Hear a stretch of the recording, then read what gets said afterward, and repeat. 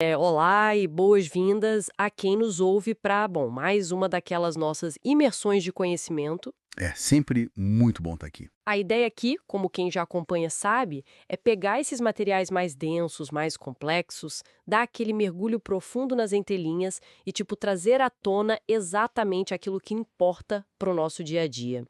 E hoje, temos em mãos uma análise bem focada no capítulo 12, que trata da responsabilidade civil pelo fato da coisa e do animal. Um nome bem técnico, né? Nossa, muito.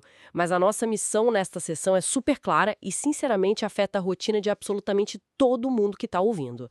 A gente vai desvendar de quem é a culpa e, o mais importante de tudo, quem é que paga a conta no final quando objetos inanimados ou animais causam danos a terceiros. Exato.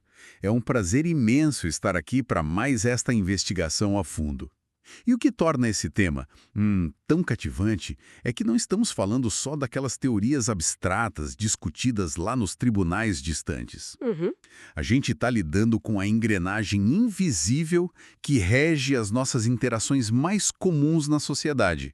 Desde o simples ato de passear com o cachorro na calçada, passando por aquele vaso de plantas que fica na sacada do apartamento, sabe? Sei bem, dá até um frio na barriga de pensar. Pois é, até o momento em que deixamos o carro lá no estacionamento comercial.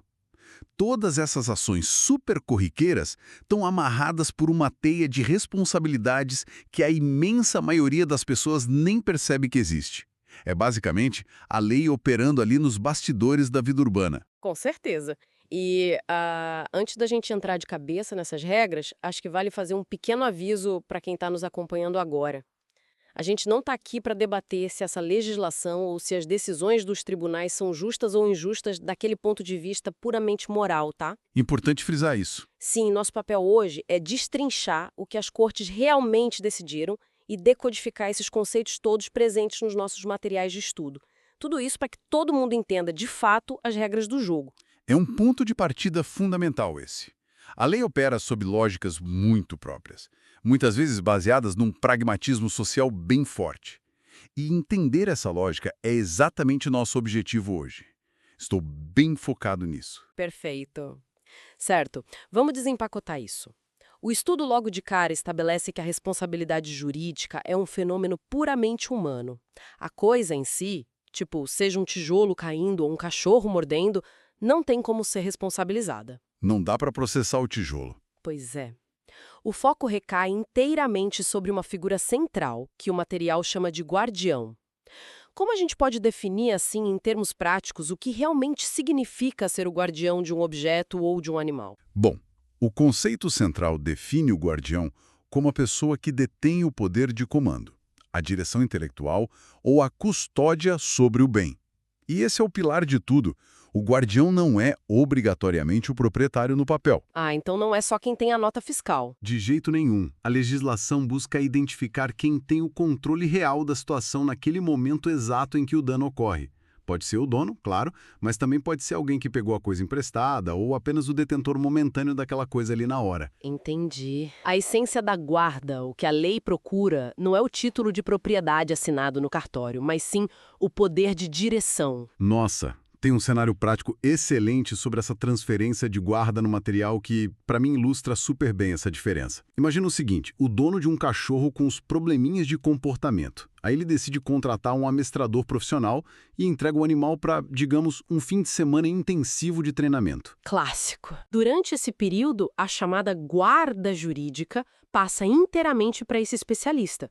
Se o cachorro mordeu alguém durante o treinamento lá no parque, quem responde financeiramente é o amestrador, não o dono. Mas espera aí, o dono comprou o animal, ele paga a ração, ele é o responsável final pelo bicho no dia a dia. Por que ele sai de cena nessa hora? A resposta está justamente na questão do controle factual que a gente comentou. Pensa comigo. Quem detém a custódia física e a capacidade de intervir no comportamento do animal naquele exato segundo lá no parque? O amestrador. Exato. O amestrador. Ele é o profissional que assumiu o poder de comando naquele contexto e, ao fazer isso como parte do seu ofício diário, ele atraiu para si o risco que é inerente àquela atividade. Faz sentido. A arquitetura do direito civil é muito lógica nesse sentido porque a responsabilidade tem que caminhar lado a lado com a possibilidade de controle. Não seria nada razoável, pensa bem, punir o proprietário que estava em casa, a quilômetros de distância do parque, sem qualquer meio de evitar um ataque que ocorreu sob a supervisão técnica de um terceiro. Realmente faz sentido quando a gente olha por esse ângulo prático do controle. E isso nos leva direto para um salto histórico muito importante que a legislação brasileira deu, especificamente no artigo 936, que trata da responsabilidade pelos animais. Uma mudança gigantesca. Sim, o texto aponta uma mudança profunda do antigo Código Civil, lá de 1916, para o nosso atual Código de 2002. Antes, a regra do jogo era bem mais amena para os donos, não era? Muito mais permissiva. O Código de 16 operava sob a lógica da culpa presumida. E o que isso significava na prática? Em termos simples, significava que o dono do animal era processado, sim, mas ele tinha uma excelente rota de fuga jurídica. Ele podia apresentar provas de que guardava o animal com todo o cuidado necessário, sabe? Mostrar que usava uma coleira boa, que o muro da casa era bem alto, enfim, provar que não foi negligente. E se ele provasse isso? Se provasse isso, ele se livrava totalmente de pagar a indenização. A culpa sumia. Entendi. Porém, o cenário atual, que foi estabelecido no Código de 2002, abraçou a chamada responsabilidade objetiva. E essa responsabilidade tem como base a teoria do risco. E essa responsabilidade objetiva basicamente joga fora toda aquela desculpa do eu tomei o máximo de cuidado possível, certo? A regra atual afirma que o dono ou o detentor vai ressarcir o dano independentemente de ter tido culpa na fuga do animal. É uma mudança de paradigma enorme. A teoria do risco argumenta que, bom, se alguém decide ter um animal ou manter um objeto que gera um risco potencial para a comunidade ali ao redor, essa pessoa escolheu abraçar esse risco. Ela trouxe o risco para a sociedade. Exatamente. Portanto, ela deve arcar com as consequências se o pior acontecer. A discussão inteira sobre culpa simplesmente desaparece da equação judicial. A vítima do ataque não precisa contratar um detetive particular para provar que o dono deixou o portão aberto por descuido. Imagina a dor de cabeça que era isso. Pois é, hoje basta provar o dano, provar que o ataque aconteceu e a conta vai direto para o guardião. Vamos colocar isso à prova com um exemplo extremo que eu vi. Alguém tem um cão na raça Pitbull. E essa pessoa é super cuidadosa. Ela constrói muros gigantes, instala portões de ferro pesadíssimo, usa cadeados reforçados. Ela faz tudo perfeitamente certo. Certo. Mas aí, por um acaso bizarro da natureza, um raio atinge o portão, quebra a fechadura, o cão foge assustado com o barulho e ataca uma criança na rua. Mesmo assim, com o raio caindo, o dono paga por todos os danos médicos e morais. Isso soa incrivelmente rigoroso. Como a lei justifica punir alguém que fez absolutamente tudo certo? Pode soar implacável à primeira vista, mas a lógica jurídica foca totalmente na reparação da vítima. Nesse caso específico, a jurisprudência analisa o que chamamos de nexo de causalidade. Tá, e traduzindo isso sem jargões jurídicos. O nexo é apenas o fio invisível, a ligação direta entre uma causa e o dano que ocorreu. A lei entende que o simples fato de manter um animal daquele porte na casa já cria esse nexo. O evento trágico só aconteceu porque o dono decidiu, por vontade própria, trazer aquele cão para um ambiente urbano. Ah, entendi. A raiz do problema foi a escolha de ter o animal. Perfeito. Como a responsabilidade é objetiva, o fato de um raio ter caído e quebrado o portão não apaga a escolha inicial de ter o animal lá. Então, o argumento de ter sido o dono mais cuidadoso do mundo não serve para absolutamente nada na hora de pagar a conta. Mas, pelo que li, existem algumas raras portas de saída, não existem? As chamadas excludentes. Sim, o rigor é grande, mas não é 100% absoluto. O guardião consegue se eximir da responsabilidade em situações muito delimitadas. Por exemplo, a culpa exclusiva da vítima. Tipo alguém que pula o muro da casa. Exato. Alguém que invade o quintal da casa ignorando todas as placas de aviso e acaba sendo atacado. Ou então casos de força maior absoluta. O que me chamou muita atenção no texto foi uma situação curiosa que entra justamente nessa brecha da força maior. É a figura do animal que é furtado. Esse caso é ótimo. Vamos supor que assaltantes invadem uma casa, levam eletrônicos, TV e, de quebra, furtam um cão de guarda de raça que estava lá. Horas depois, já em outra rua, esse cão furtado ataca um pedestre. O entendimento legal é que o roubo do animal é considerado uma força maior, o que cortaria a responsabilidade do dono original. Mas há um detalhe importantíssimo antes que esse dono possa respirar aliviado, né? Um detalhe que muda o jogo todo. O proprietário original só se livra mesmo do processo se ele conseguir demonstrar que não houve nenhuma negligência da parte dele antes do furto acontecer. Como assim? Pense no seguinte cenário. Se o cachorro foi levado porque o dono o deixou amarrado frouxamente num poste na frente de uma padaria e entrou para tomar um café, a negligência desse dono facilitou demais a ação do criminoso. Ah, claro. Nesse contexto de descuido, a justiça ainda poderia responsabilizá-lo pelo ataque posterior, porque ele falhou na guarda inicial. Agora, se a casa foi violentamente arrombada, o dono perdeu o poder de comando de forma brusca e totalmente inevitável. Aí sim a força maior entra em cena, porque o controle ele foi arrancado violentamente. Aqui a coisa fica realmente interessante. Vamos mudar um pouco o foco agora e olhar para cima. Vamos lá. O nosso ambiente urbano está cheio de prédios. E a legislação dedica os artigos 937 e 938 para tratar do terror que vem do alto, os danos causados por ruínas de construções e por coisas que caem ou são arremessadas pelas janelas. Há uma separação técnica e prática imensa entre essas duas tragédias verticais, nas fontes. Como a gente pode diferenciar a ruína da coisa caída? A diferença fundamental reside em quem será o alvo do processo judicial. Basicamente, quem senta no banco dos réus. No cenário da ruína, a lei aponta o dedo diretamente para o proprietário do edifício. O dono do prédio. Isso. A fundamentação aqui é a garantia de solidez do imóvel. Quem é dono de uma estrutura física tem o dever contínuo, a obrigação, de garantir que ela não desabe na cabeça das pessoas que passam na rua. E vale destacar para quem ouve que ruína não significa apenas um prédio inteiro implodindo e virando pó. Pode ser uma ruína parcial. Abrange coisas menores, como telhas apodrecidas que voam com o vento, uma janela de vidro mal conservada que despenca do nada, ou aquelas placas de revestimento da fachada que começam a soltar e cair na calçada. Se o prédio precisava de reparos evidentes e o dono simplesmente ignorou, ele assume a conta do estrago. Perfeitamente resumido. O foco da ruína é sempre a estrutura e a falta de manutenção. Já o segundo cenário que você mencionou lida com coisas lançadas ou caídas de um prédio. Na tradição jurídica, isso recebe o nome de actio de effusis et dejectis. Certo? Precisamos de uma pausa urgente para o latim. O que significa isso no vocabulário de quem não tem um diploma de direito? Um nome assusta um pouco. Traduzindo literalmente lá do antigo direito romano, significa ação sobre as coisas derramadas e lançadas. Derramadas? Sim, na Roma antiga, jogar lixo ou líquidos diretamente pelas janelas nas ruas movimentadas era um problema de saúde e segurança grave, e a regra nasceu justamente ali.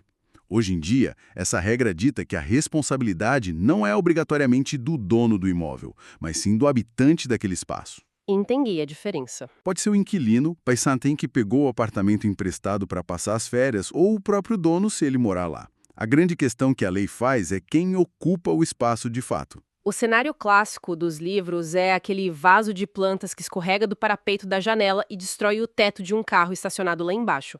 Quem vai ter que pagar a funilaria não é o dono do apartamento que, sei lá, mora em outro estado e apenas recebe o dinheiro do aluguel, mas sim um inquilino que habita ali e resolveu decorar a janela com um vaso perigoso. Exato. O inquilino é o guardião daquele espaço interno e dos objetos contidos nele. Mas olha, há um dilema moderno formidável que surge aqui, que é o problema do anonimato. Como assim? Imagina a seguinte cena. O vaso cai e amassa o carro na calçada de um condomínio gigante de uns 15 andares. Não há nenhuma testemunha na rua, não há câmeras apontadas para cima e, obviamente, nenhum dos 60 moradores desce para assumir a autoria do desastre. A vítima fica com um prejuízo enorme na mão. De forma alguma. E essa é uma solução da justiça que sempre gera um espanto gigantesco quando as pessoas descobrem. Se não for possível identificar de qual apartamento específico o objeto voador partiu, a jurisprudência consolidou que o condomínio inteiro deve pagar o prejuízo. E se o complexo tiver vários blocos, pune-se o bloco específico da onde a coisa caiu. Isso mesmo. Mas espera aí.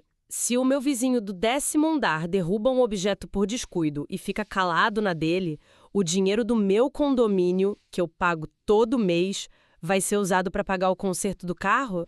Como os tribunais justificam essa punição coletiva, que soa, no mínimo, tão injusta para os vizinhos inocentes? É uma situação difícil, mas é uma ponderação sobre males menores. O direito, frente a um impasse onde não se acha o culpado exato de jeito nenhum, precisa escolher quem vai sofrer o impacto financeiro daquela tragédia. Alguém tem que pagar. Exatamente. De um lado, temos uma vítima totalmente inocente que apenas estacionou o carro na rua permitida. Do outro lado, temos uma coletividade de moradores de onde comprovadamente partiu o dano.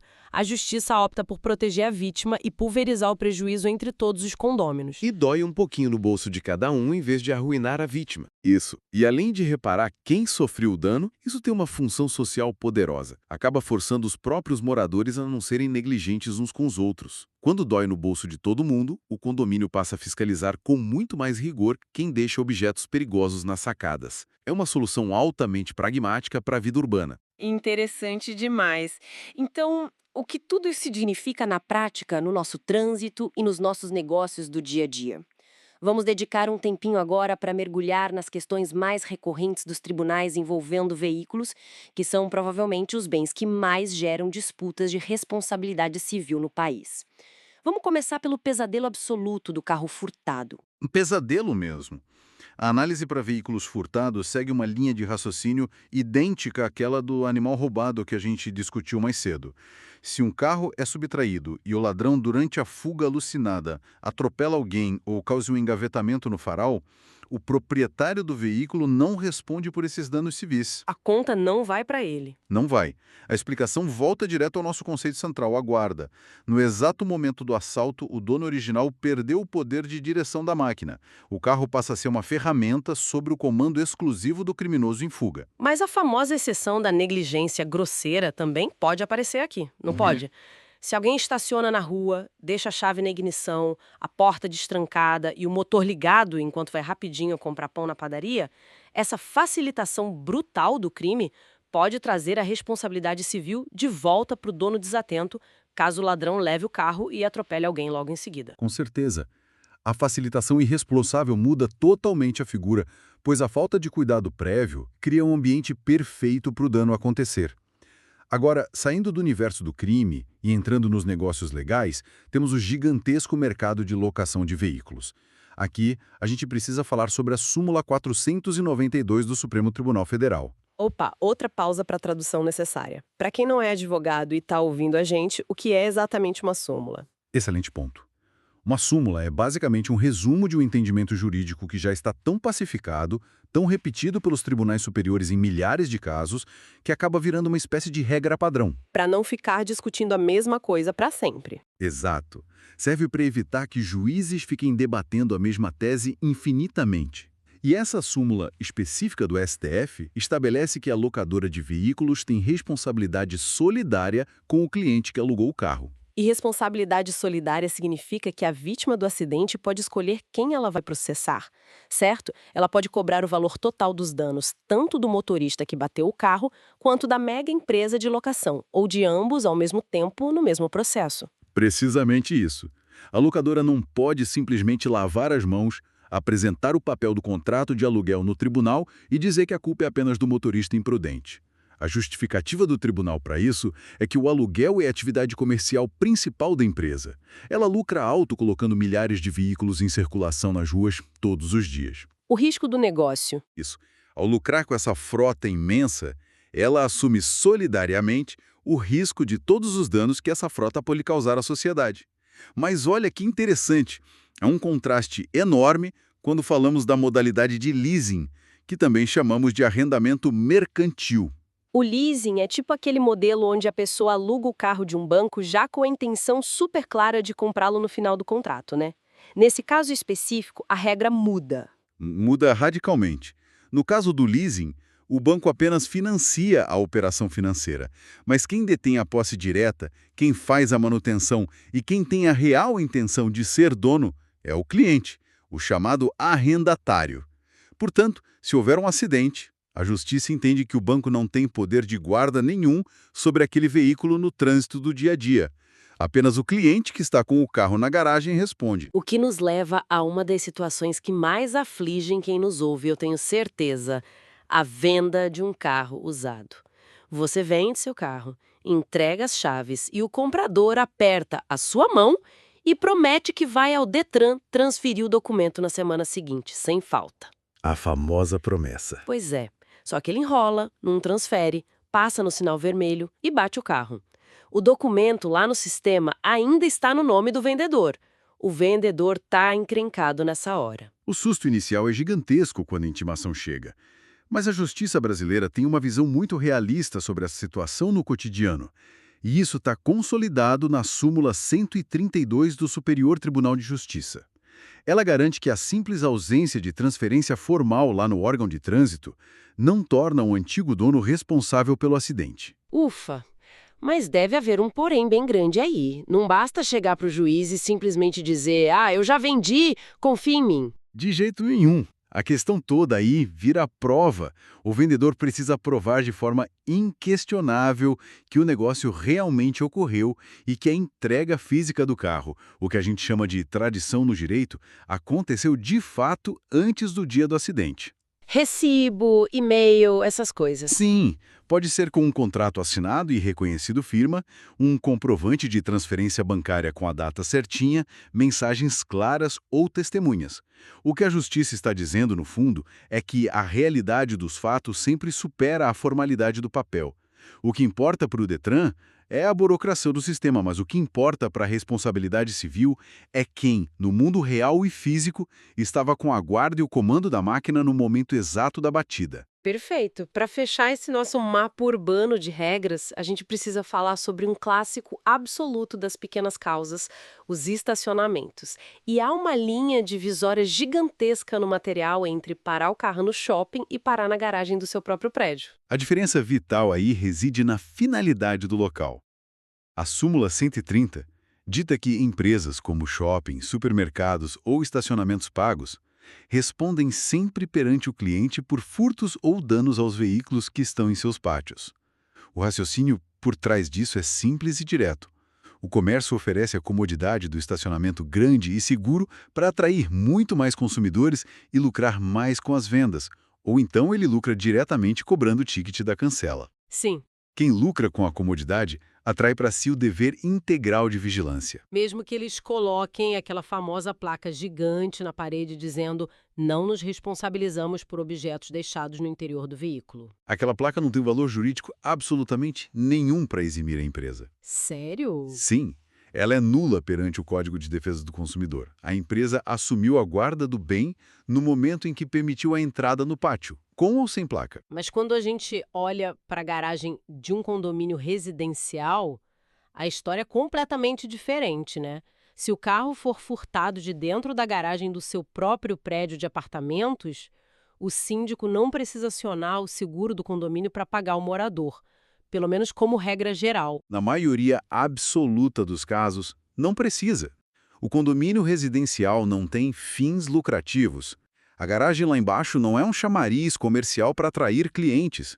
É apenas um espaço compartilhado cujos custos básicos de limpeza, portão e iluminação são rateados igualmente entre os próprios moradores. Se os tribunais impusessem que o condomínio tem que pagar por qualquer arranhão ou furto na garagem, isso significaria que todos os seus vizinhos teriam que tirar dinheiro do próprio bolso para pagar o conserto do seu carro. Viraria um caos. Totalmente.